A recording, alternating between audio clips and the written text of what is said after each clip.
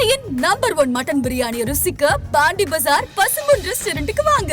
இனி பாண்டி பஜாரோட புதிய அடையாளம் பசும்பொன் தான். மதுரை உணவை சென்னையிலேயே ரசிக்கலாம். Hola! Your dream vacation to Sri Lanka starts from rupees 24,999 only with GT Holidays, South India's #1 travel brand. எல்லாருக்கும் வணக்கம். யாரையும் காணும். நான் எல்லாரும் முன்னாடியே பார்த்துட்டேன், பின்னாடி ஓகே மாறி ரொம்ப சாரி. ஆக்சுவலாக நிறையா பேசணும்னு நினச்சேன். அப்போது மிஷ்கின் சார் பேசின உடனே டோட்டலாக பிளாக் அவுட் ஆகிடுச்சு. மாறி வந்து இந்த படம் ஆக்சுவலாக பார்க்கணுன்னு சொல்லி கூப்பிடும்போது எனக்கு எதுக்கு என்ன எதுக்கே கூப்பிட்றேன் அப்படின்னு. இல்லை நீங்கள் வாங்க இந்த படத்தை பற்றி பாருங்கள், பார்த்துட்டு எப்படி இருக்குது சொல்லுங்கள். சரி ஓகே அப்படின்னா, அதே உங்களுக்கு என்ன தோணுதோ அதை நீங்கள் வந்து சொல்லுங்கள் அப்படின்னு. இல்லைன்னா நீ எழுதி கொடுப்பீங்களா அந்த மாதிரி கேட்டேன். இல்லை நீ என்ன சொல்லுதோ பேசு அப்படின்னு சொல்லிட்டு அதுக்கப்புறம் போனேன். நான் வந்து ஆக்சுவலாக படம் பார்க்க போகும்போது மாறி படம் எல்லாமே ஒரு எமோஷ்னல் லேண்டிங் பயங்கரமாக இருக்கும். அதான் கேட்டேன், ரூமில் சாத்தி வச்சு அளவிடுவேன் என்ன அப்படி சொல்லி. பட் ஆனால் வந்து இது என்னோட பயோகிராஃபி தான் அப்படின்னாரு. எனக்கு அதுவே ரொம்ப இன்ட்ரெஸ்டிங்காக இருந்துச்சு. பரவாயில்லையே, அவரோட பயோகிராஃபி எடுத்திருக்காரு அப்படின்னு சொல்லி. சரி, அப்போது ஆள் பார்த்தா நான் இப்போ படம் பார்க்குறது வேறு, நேரில் பேசுகிற மாதிரி வந்து கொஞ்சம் வேறு மாதிரி இருக்கும். நான் எப்போவுமே கொஞ்சம் ரொம்ப சீரியஸான ஆள் போல இருக்குன்னு நினச்சேன். ரொம்ப ஜாலியான ஆள், ஒரு மாதிரி சீரியஸாக இருக்காப்புல.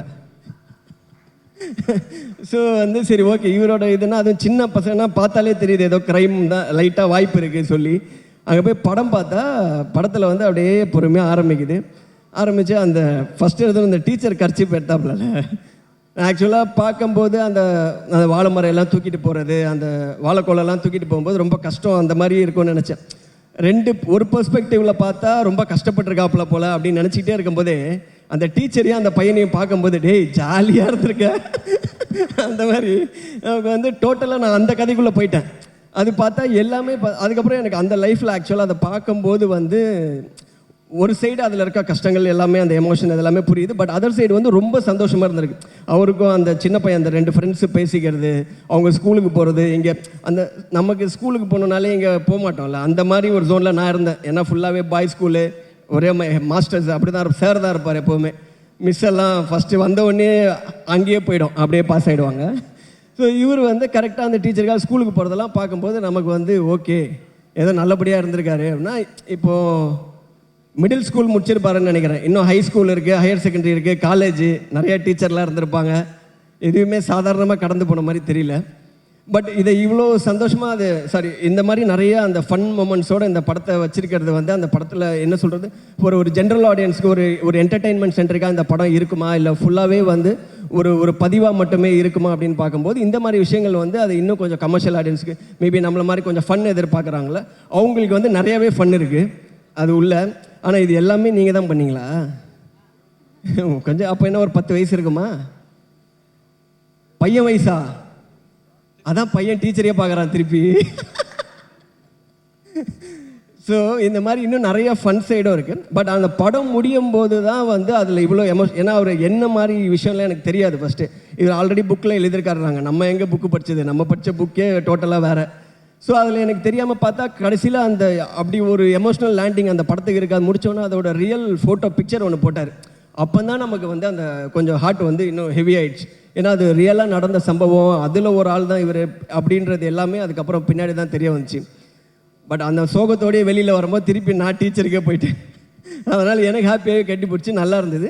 ஸோ நம்ம வந்து இதில் போத் அந்த எமோஷ்னல் சைடும் இருக்கும், அதோட ஃபன் சைடும் இருக்கும். ஒரு நல்ல அந்த ஒரு ரொம்ப ரூட்டடாக அந்த காஸ்டிங்கெல்லாம் மாறாமல். ஏன்னா அந்த லாரிலெலாம் வந்து கும்பலாக நிறைய பேர் உட்கார வச்சுருக்காரு. எத்தனை பேர் உட்காருவாங்கன்னு தெரியாது. அது வேறு ரொம்ப ரியலாக இருக்கணும்னு பள்ளத்தில் இறக்கி லாரியை கவுத்துருவாரோன்னு எனக்கு ஒரு பயமாக ஒன்று வேறு இருந்துச்சு. அப்புறம் தான் யாருமே உட்கார மாட்டாங்க. இப்போ இந்த மாதிரி நம்ம ஜூனியர் ஆர்டிஸ்ட்லாம் கூப்பிட்டு உட்கார சொன்னால் அவங்க லாரியிலேருந்து அங்கேருந்து சாரி சொல்லிட்டு அந்த பக்கமாக கிளம்பிடுவாங்க. அது ரொம்ப நேச்சுரலாக இருக்கும். லாரி இப்படி போகுது அப்படி போகுது. அப்புறம் பார்த்தா ஃபுல்லாக சொந்தக்காரங்களே நிறைய பேரை வச்சு லாரியிலே கட்டி போட்டிருக்காருன்னு நினைக்கிறேன் மேலே. இல்லைன்னா அதுக்கப்புறம் சொன்னார், நானும் உள்ளே தான் உட்காந்துருந்தேன், அதனால் உங்களோட உங்கள் சொந்தக்காரங்க எல்லாம் தெளிவாக இருந்திருக்காங்க. ஸோ இந்த மாதிரி நிறைய விஷயம் இருக்குது. இன்னும் மாறி வந்து அவரோட இப்போ அந்த லைஃப், அவரோட பேக்ட்ராப் இதெல்லாம் பார்க்கும்போது நல்லா இன்ட்ரெஸ்டிங்காக இருக்குது. அதோட ஃபன் சைடும் இன்னும் நல்லா நீங்கள் எக்ஸ்ப்ளோர் பண்ணிங்கன்னா இன்னும் வந்து நல்லா இருக்கும்னு நினைக்கிறேன். சேம் இதே மாதிரி நிறைய படம் எடுங்க மாதிரி நிறைய கதை இருக்கும், தெரியுது, பார்த்தால் தெரியுது. ரொம்ப தேங்க்ஸ், கூப்பிட்டதுக்கு ரொம்ப சந்தோஷம். படத்தில் நடித்தவங்க எல்லாருமே ரொம்ப நல்லா நடிச்சிருந்தாங்க. இதை நான் சொல்ல வேணாம், இதெல்லாம் நிறைய எல்லாருமே சொல்லிட்டாங்க. எல்லா காலியான சேருமே அதெல்லாம் தாண்டி தான் இப்போ நான் ஒரு சேரை காலி பண்ண போகிறேன்.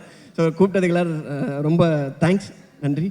ஒரே ஒரு கேள்வி மட்டும் உங்ககிட்ட. இப்போ மாரி சார் வந்து கிட்டத்தட்ட பார்த்துக்கிட்டிங்கன்னா ஒரு ஸ்டார்ட் கொடுத்துருக்காங்க, டிரெக்டர்ஸோட பயோகிராஃபி, அவங்களுடைய ஒரு குறிப்பிட்ட பருவம் வந்து அவர் எடுத்திருக்காங்க. நெல்சன் அவர்களுடைய ஒரு பயோகிராஃபி நம்ம எடுக்கணும்னா எந்த ஒரு போர்ஷன் ரொம்ப இன்ட்ரெஸ்டிங்காக இருக்கும், அதை பற்றி சொல்லுங்க. எடுக்க முடியாத பருவமாக இருக்குது ஃபுல்லாக. எந்த பருவத்தையும் எடுக்க முடியாது. யாராவது எடுத்தா வேணா அது கொஞ்சம் நம்ம தான் அந்த கர்ச்சீஃப். ஆனால் எனக்கும் அந்த கர்ச்சீஃப் எடுக்கணும்னு தோணி இருக்கு. ஒரு நாள் கூட தைரியம் வந்ததில்லை. அப்படியே பார்த்துனே இருப்பேன். ஏன்னா பார்த்தாலே நம்மளை அந்த கிளாஸில் யார் இதை எடுத்திருப்பானாலே, யாரோ எடுத்திருந்தா கூட நம்மளை தான் பிடிப்பாங்க. அந்த மாதிரி இருக்கனால அந்த சைடே போகிறதில்ல. ஆனாலும் ரொம்ப தைரியம்ப்பா. அதை வச்சு புக்கில் வச்சு அவங்கக்கிட்டே மாட்டி. அந்த டீச்சரும் ரொம்ப நல்லவங்க. ஆக்சுவலாக நம்ம டீச்சர்லாம் வெளுத்துருவாங்க அங்கேயே. பரவாயில்ல, அந்த டீச்சரும் உனக்கு ஏற்ற மாதிரி அந்த இதெல்லாம் கர்ச்சீஃப்லாம் கொடுத்து ரொம்ப சந்தோஷமாக இருந்துச்சு. தேங்க்யூ. வந்திருக்க அனைவருக்கும் வணக்கம். ரொம்ப சந்தோஷமாக இருக்குது. நேற்று இந்த படம் பார்த்தேன். நான் பார்த்தேன்ற விட பார்ப்பதற்கான ஒரு நல்ல வாய்ப்பு கொடுத்தாரு மாரியண்ணே. ரொம்ப நன்றிங்கண்ணே. இந்த படம் பார்த்துட்டு வெளியில் வரப்போ எல்லாத்துக்கும் என்ன ஒரு கணம் இருந்துச்சோ அதே கணம் தான் எனக்கு இருந்துச்சு. வெளியில் வந்த உடனே மாரியண்ணனை இறுக்கி கட்டி பிடிச்சேன். அத்தனை முத்தங்கள் கொடுத்தேன். அவர் முகத்தவே நினச்சிட்டு நினைக்கிறேன் நான் முத்தம் கொடுத்து. நான் இருக்க கட்டி பிடிச்சது எந்த அளவுக்கு கட்டி பிடிச்சி எனக்கு தெரியலை. கண்டிப்பாக என்னோடய கை தடம் அவர் மேலே பதிஞ்சிருக்குன்னு நினைக்கிறேன். அந்த அளவுக்கு எனக்கு இந்த படம் பிடிச்சிருந்துச்சு. படம் பிடிச்சது அப்படின்றத விட மிஸ்கின் சொன்ன மாதிரி பாடம் தான். என் வாழ்க்கையிலையும் அது எல்லாத்தையுமே நான் பார்த்துருக்காது. கண்டிப்பாக எல்லார் வாழ்க்கையிலும் அது பார்த்ததுனால தான் ஒரு விஷயத்தை படம் பண்ண முடியும். சும்மா ஒருத்தர் மட்டும் ஒரு வாழ்க்கைக்குள்ளே இருந்த மட்டும் அது படமாக கொண்டு வந்துட முடியாது. எல்லார் வாழ்க்கைக்குள்ளே இது இருக்குது. நான் அதை பார்த்துருக்கேன். எல்லோரும் சொன்னாங்க இது முதல் படம் அப்படின்னு அண்ணனுக்கு, அவர் பண்ண வேண்டிய முதல் படம் அப்படின்னு. இது 4வது படம் அவர் பண்ணியிருக்கிற அந்த படத்துக்கான பெருமையாக இருக்கும்னு நான் நினைக்கிறேன். இது முதல் படமாக பண்ணியிருந்தாருன்னா மாது செல்வராஜன் நம்மளோட வாழை அப்படின்னு போயிருக்கும். எல்லோரும் பார்த்துருப்பாங்க, இல்லைன்னு சொல்ல, நல்ல விதமாக எழுதியிருப்பாங்க. அதற்கு முன்னாடி 3 படங்கள் பண்ணி மாது செல்வராஜன்னா யார் அப்படின்னு ஒரு மிகப்பெரிய ஒரு பதிவை பண்ணிவிட்டு இப்போ நான் பண்ணுற என்னோடய முதல் பதிவை இது வரைக்கும் அடித்ததெல்லாம் சும்மா நான் அது போர் கிடையாது, செக்ஸு கிடையாது, இப்போ அடிக்கிற மாதிரி இதுதான்டா செக்ஸு அப்படின்னு நினச்சி அடித்த மாதிரி இருக்குது இந்த படம்.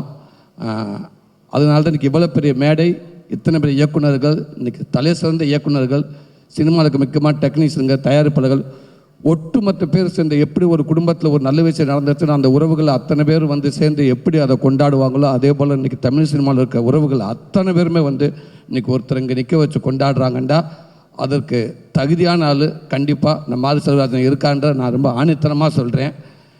வாழ்த்துக்கள்னே. உங்களை பெற்றவங்களுக்கும் உங்கள் கூட இருந்த மற்றவங்க எல்லாருக்கும், உங்கள் குடும்ப உறுப்பினர்கள், உங்கள் மண்ணின் மைந்தர்கள், உங்கள் உறவு எல்லாரும் காலங்காலமாக சந்தோஷப்பட்டு ஒரு மலை மேலே ஏறி நின்று வான உயர கத்துறதுக்கான தகுதியான ஒரு படமாக இருக்குன்னு நினைக்கிறேனே. தகுதியான மனிதராக நீங்கள் இருப்பீங்கன்னு நினைக்கிறேனே. ரொம்ப சந்தோஷனே. அதே மாதிரி அந்த ஸ்கூலில் வந்து எனக்கு அந்த மாதிரி லைஃப் இருந்திருக்கு. நான் ஸ்கூலில் படிக்க போகல, சாரி, நீங்கள் டக்குன்னு பதற வேண்டாம். எங்களுக்கு அந்த மாதிரி நானும் லவ் பண்ணியிருக்கேன். அந்த டீச்சர் இல்லை, அந்த டீச்சர் கொண்டு ஒரு டிஃபன் பாக்ஸை, அந்த டீச்சர் டெய்லி வந்து நல்ல சாப்பாடாக கொண்டு வருவாங்க. அந்த டீச்சர் அம்மா வந்து அந்த எல்லாத்துக்கும் ஒரு தெரியாதனமும் ஒரு உருண்டையை கொடுத்துட்டாங்க. சாப்பிட்றப்ப எல்லா பேரும் கை நீட்டிகிட்டு இருப்பானுங்க. நாங்களும் கை நீட்டிக்கிட்டே கொடுத்துட்டே இருப்பாங்க. ஓரளவுக்கு அந்த அவங்களுக்கு தேவையானவோ மற்ற எல்லாத்துக்கும் கொடுத்துருவாங்க. இப்போ பார்த்தாங்க ரொம்ப போச்சு. அதுக்கப்புறம் ஒரு ஸ்டேஜ் அந்த அம்மாவுக்கு சாப்பாடு இருக்கா, டீச்சருக்கு எல்லா சாப்பாடையும் கொடுத்துருவாங்க. டக்குன்னு ஒரு நாளைக்கு ஒரு ரூல்ஸ் போட்டாங்க. பார், இந்த நம்ம இதில் சொல்கிற மாதிரி எவன் கிளாஸில் ஃபஸ்ட்டு அவன் டான்ஸ் கிளாஸுக்கு கலந்துக்கிறேன் அப்படின்ற மாதிரி, எவன் 1லேருந்து 5க்குள்ள நல்ல மார்க் எடுக்கிறான்னு அவனுக்கு மட்டும்தான் உருண்டை அப்படின்ட்டாங்க. அதுக்கப்புறம் நமக்கு உருண்டைக்கு ரொம்ப தூரமாகிடுச்சு, சாப்பாடு ரொம்ப தூரமாகிடுச்சு. அப்புறம் டிஃபன் பாக்ஸை திருட ஆரம்பிச்சிட்டா சேர்ந்து. அதுக்கப்புறம் அந்த அம்மா அந்த டீச்சர் டிஃபன் பாக்ஸை கொண்டு வரதே விட்டாங்க. ஸோ இந்த மாதிரி ஒரு நல்ல வேலைக்கு நல்ல பதிவான வேலைகள் தான் நாங்களாம் பண்ணியிருக்கோம். பரவாயில்ல. அந்த தம்பியாவது வந்து நான் வேலைக்கே போக மாட்டேன், என்னை பள்ளிக்கூடத்துக்கு அனுப்பு அப்படின்னு சொல்கிறாங்க. எனக்கு பள்ளிக்கூடத்தை தவிர எங்கே வேண்டாலும் போமா, நான் போகிறேன், என்னை தயவுசெய்து பள்ளிக்கூடத்துக்கு மட்டும் நான் அனுப்பிடாதுன்னு நான் அடம் பிடிச்சிருக்கேன். இன்றைக்கி அதை அவ்வளோ அழகாக அவ்வளோ சுவாரஸ்யமாக சூப்பராக சொல்லி ரசிக்க வச்சு சிந்திக்க வச்சு அப்படியே கொஞ்சம் கொஞ்சமாக வந்து அப்படியே வந்து நம்ம வாழ்க்கைக்குள்ள தள்ளினீங்க பாருங்கள். நடக்கக்கூடாத ஒரு சம்பவம் நடந்து இவ்வளோ இன்னல்ல இருந்து ஒரு மனுஷன் இவ்வளோ தூரம் கடந்து வந்து இன்றைக்கி வந்து நின்றக்காரன்றப்ப கும்பிடுவதற்கு கைகள் பத்தாதுனே, உண்மைக்கானே அத்தனை கைகள் இருந்து அவளும் கும்பிடணும்னே. எவ்வளோ கஷ்டத்தை தாண்டி வந்திருக்கீங்க.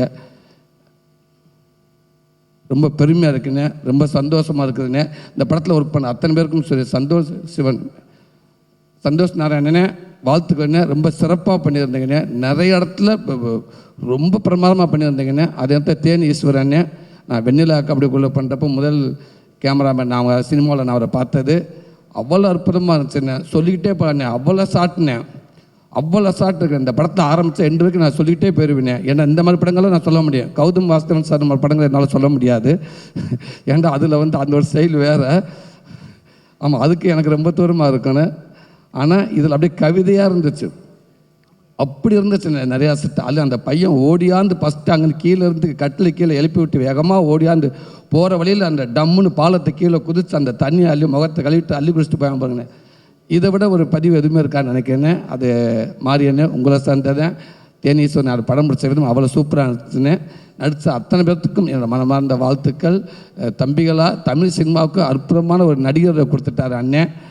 அந்த செல்ல குட்டிகளுக்கு, கட்டி பெத்தார்களுக்கு, தங்க பெத்தார்களுக்கு மனமார்ந்த வாழ்த்துக்கள். எல்லாத்துக்கும் நன்றி.